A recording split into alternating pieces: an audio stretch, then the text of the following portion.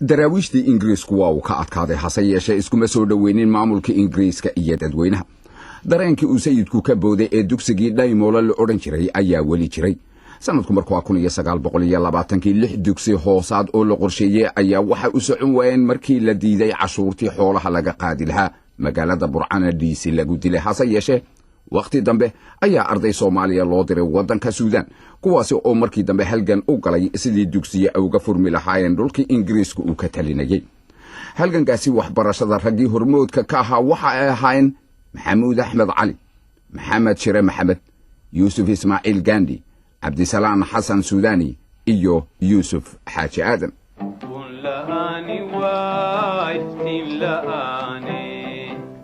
ayaa kadib markii Talyaanigu ku adkaystay ayaa waxa la dhamaystiray calaamadinta soodinta u dhaxaysay dhulka Soomaalida inta Talyaanigu xukumayay xilligaasi.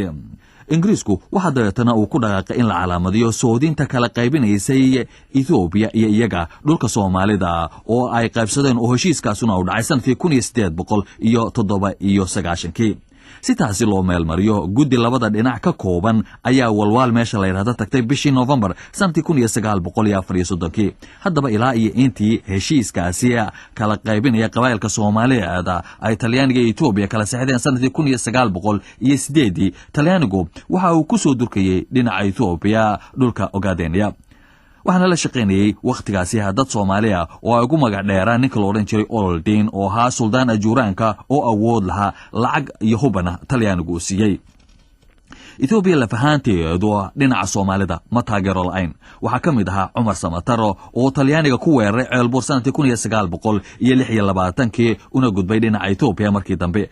goobtaasi dabadeetana waxa isku dhacay ciidamadii Talyaanigu lahaa ee fadhiyay iyo qaar ka socday Ethiopia.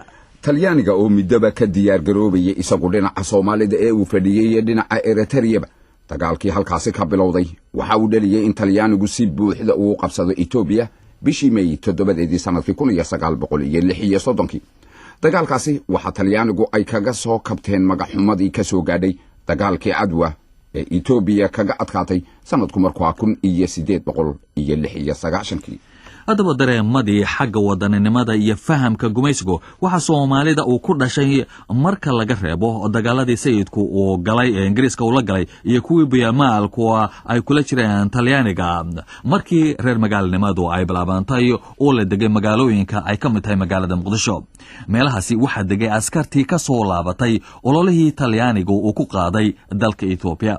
waqtiyadaasi waxa ka bilaabmay dhinaca koonfurta kulamo hoose hase yeeshee waxa Talyaanigu ay cadaadinayeen lacagta ay saareen wixii halis ku noqon kara maamulkooda.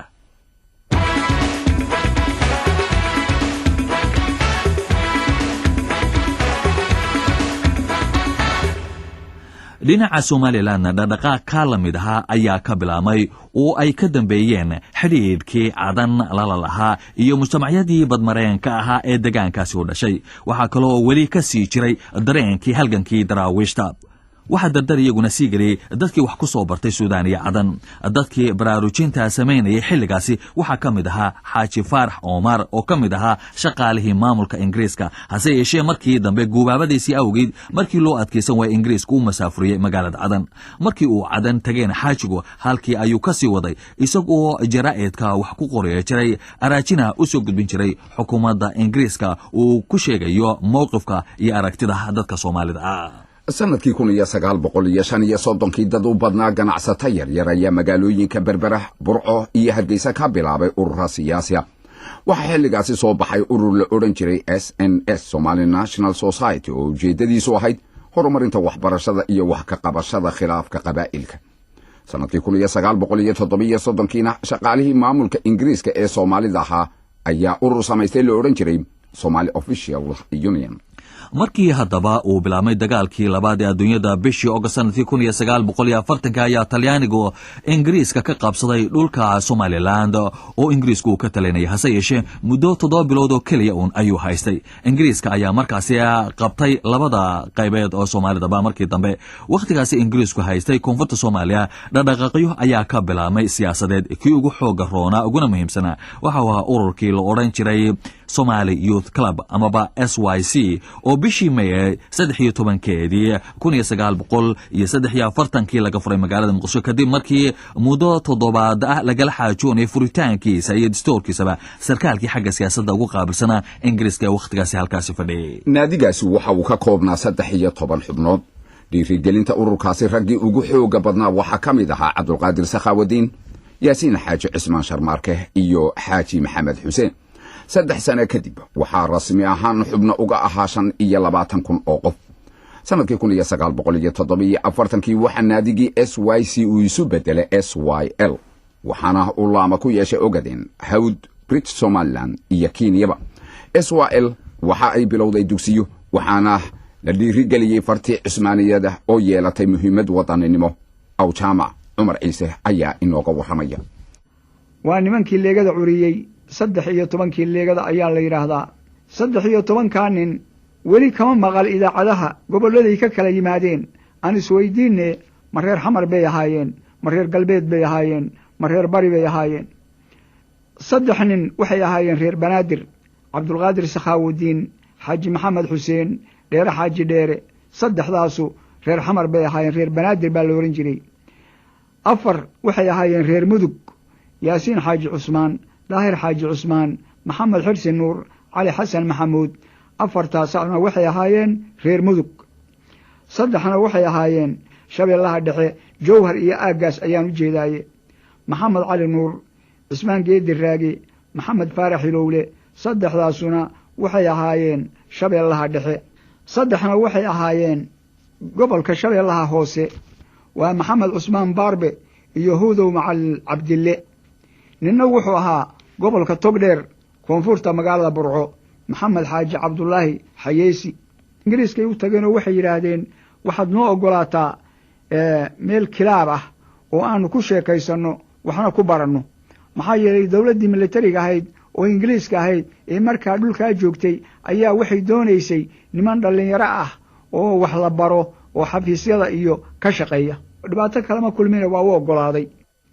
marka waxay soo saareen 4 qodob oo waaweyn. qodobka u horeeya waxa markii horeba waa ugu jiray wax tacasub qabaliya inaan la sheegin, wax kala soocidi inay jirin, wax dariiqooyin ah oo la kala sheegtaa inay jirin, wixii ummadda kala kaxaynaya oo dhan oo tafarruq keenayana in lala dagaalamo. xuquuqda Soomaalida meel ay joogtaba in la raadiyo. shanta Soomaali ee kala go'aan in la isu keeno. isticmaalku meel joogaba in laga hortago oo dhulka laga saaro. gobonnimo iyo istiqlaal si lagu gaaro in habkeed loo dagaalamo. 5 qodob ayay markii hore dhigeen.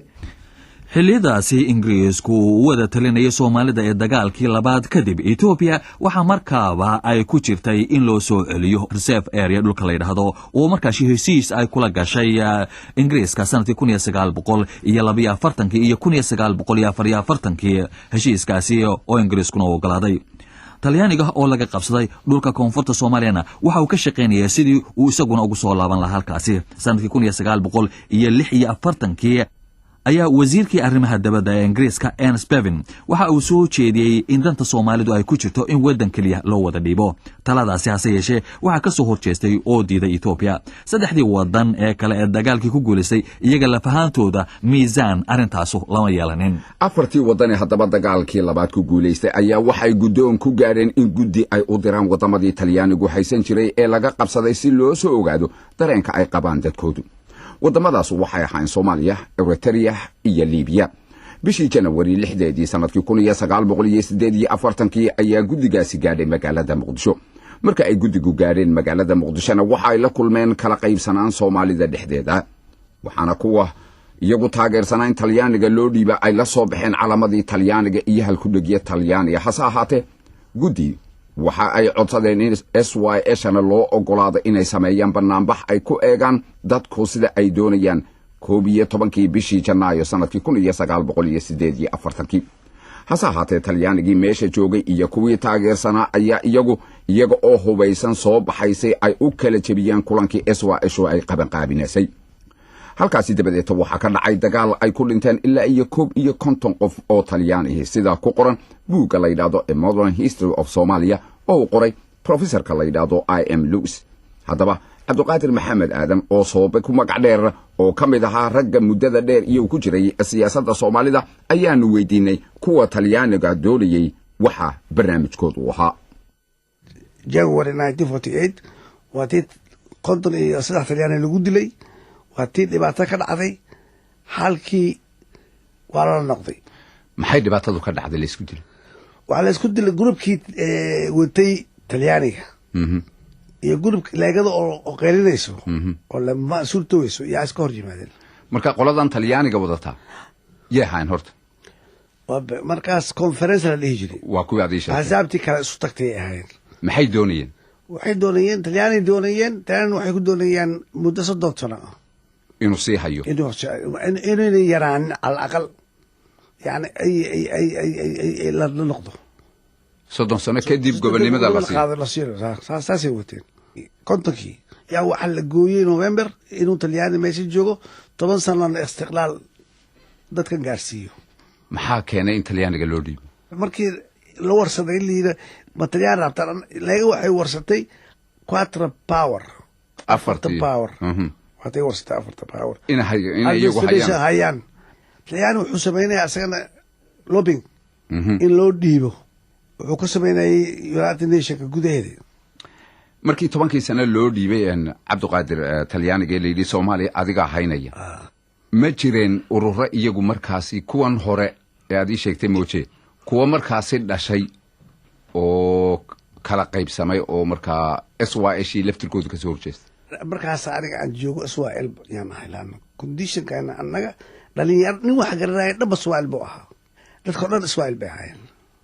markii Talyaaniga loo dhiibay 1947 March xisbiya digil imir la aasasay digil imir marka qabiilkii xaga inta ka soo tagtay qabiil ee hore wax kaliya qabiil aan sheeganaynin oo ummad isu keenay oo Soomaali isu keenay oo halka dhigay SYL waata waxa la bilaabay in lagu kala ordo istiqlaalkii. SYL waxa ka soo daahiray aniga tayda aragtadayda qabiilnimo. aniga waxaan ahaa ragii u horeeyay oo SYL ka tagay sanadkii 1951. bishii November haddaba sanadkii 1949 ayaa golihii guud ee Jimciyadda Quruumaha ka dhaxaysa muddo 10 sanadood u xil saaray Talyaanigu inuu xukumo koonfurta Soomaaliya. 1948 ayaa Ingiriisku isna go'aan ku gaaray in dhulka Soomaalida ee maanta ka tirsan Ethiopia uu ku wareejiyo sidii ay dhigeen heshiisyadii labada dhinac dhex maray sanadihii 1942 iyo 1944. go'aankaasi oo jigjiga laga dhawaaqay waxa ka dhashay rabshadahaasi oo ay ku dhinteen dad tiradooda ay gaarayso ilaa 25 qof oo Soomaaliya. hase yeeshee 23 bishii September sanadkii 1948 ayuu Ingiriisku Ethiopia ku wareejiyay dhulkaasi. 29 November 1954 ayaa Ingiriisku heshiis cusub uu la galay Ethiopia oo kaga baxay dhulka la oran jiray Hawd iyo Reservoir. goorma ayaa haddaba Ingiriisku u sheegay dadka Soomaalida ah inuu bixiyay Hawd iyo Reservoir ama dadka Soomaalida ay ogaadeen? waa kan Umar Artaqaalib. sanadku markuu ahaa 1954 xisbiga kaliya siyaasiga markaa jira wuxuu ahaa SNL oo markii u horeysay lagu bilaabay SNS Somali National Society markii dambena isu bedelay Somali National League. sheekh waa xarunta tacliinta ee markaa lagu barbaarinayay madaxdii maalintaasi berito la oran karay. waxaanu markaa dawladdii Ingiriiska xukumaysa weydiisanay inaanu soo barano dalkayaga. that means Somaliland waanu naqaane Hawd and Reserved area ayaanu doonayna inaanu soo baranaan ku nidhi ee hanaloo diyaariyo baabuuro iyo sidii aan u tegi lahayn. waayahay baa layidhi. markaa dabato meelihii reserved area markaa ka mid ahaa ku toosnaa Burco iyo kuwii Hargeysa ku toosnaa iyo kuwii Boorama ku toosnaa ayaan soo wada maray. walwaal wardheer qarbidahare dhagax buur markaanu dee soo dhamaysanay ayaanu dib u soo noqonay milmil awaare waxaanu kusoo noqonay Hargeysa. dawladdii markaa Somaliland xukumaysa waxay tiri report soo qora.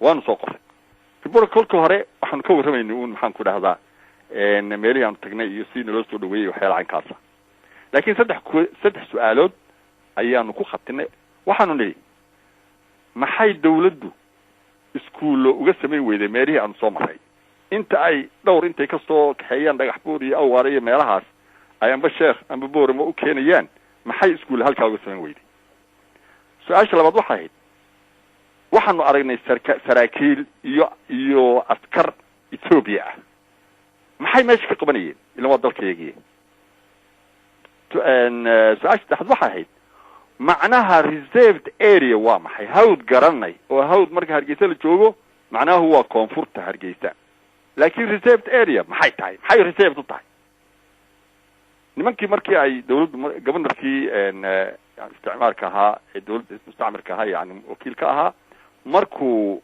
warqadii loo geeyey markiiba la dambay la xidhiidheen waxay yidhaahdeen nimankii macallimiinta ahaa waxay soo mareen reserved area dabeet waxayna weydiiyeen why macnuhu waa maxay reserved area maxay reserved u tahay su-aalihii aan weydiineen oo dhan bay u sheegeen markiiba dawladda ingiriisku way soo jawaabtay waxay tidhi u sheega waktigii baa la gaadhay ay waajib noqotay in loo sheego heshiis sir ah oo inaga dhexeeyey haddaynu ingiriis nahay iyo dawladda Ethiopia oo la kala saxeixday 1944 taasoo tixraacaysay heshiis kale oo 1897 la kala saxeixday markii xuduudda Afrika la sameeyay 6 bilood ayay arrintii qaadatay intii yani ay isu diyaarinayeen inay noogu sheegaan maalintii dambe ayaa barastaabka naftiisu ku dhawaaqay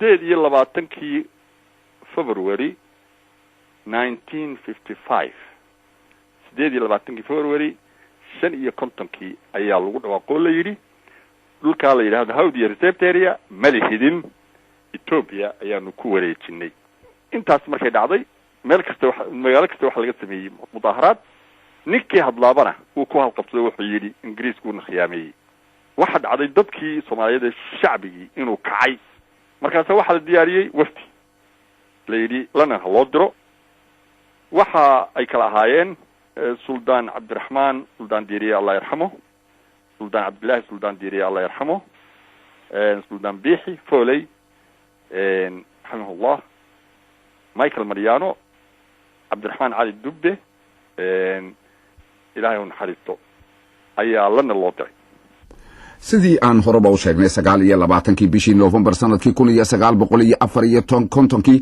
ayaa Ingiriisku saxeexay heshiis cusub oo la galay Ethiopia oo uu kaga soo baxay hawd iyo reserved area dhulkii la oran jiray mudaharaadyo ballaaran ayaa ka dhacay Somaliland oo lagu diidan yahay dhulka Ingiriisku uu wareejiyay waxaana markiiba la qaban qaabiyay wufuud in loo diro London iyo New York April sanadku markuu 1956 ayaa wafdi ka socda guddiga baarlamaanka Ingiriiska ugu qaabilsan xiriirka dibaddu ay tageen Ethiopia si ay ugala soo xaajoodaan Ethiopia dhulka la isku haystay ee Soomaalida oo ay doonayeen inay dib uga iibsadaan hase ahaatee uma suuroobin 25 bishii August sanadkii 1956 ayaa boqorkii la oran jiray Haile Selassie ee Ethiopia markaasi ka talinayay hadal uu ka jeediyay magaalada la yiraahdo Qabri Dahare waxaana uu ku sheegay in Soomaalidu ay ka mid yihiin qoyska weyn ee Ethiopia وهاجاك dhegeystayaal intaasna waxaanu ku soo gabagabeynaynaa barnaamijkii saddexaad oo kamid ah barnaamijyadii xiriirka ee aanu kaga hadlaynay taariikhda Soomaalida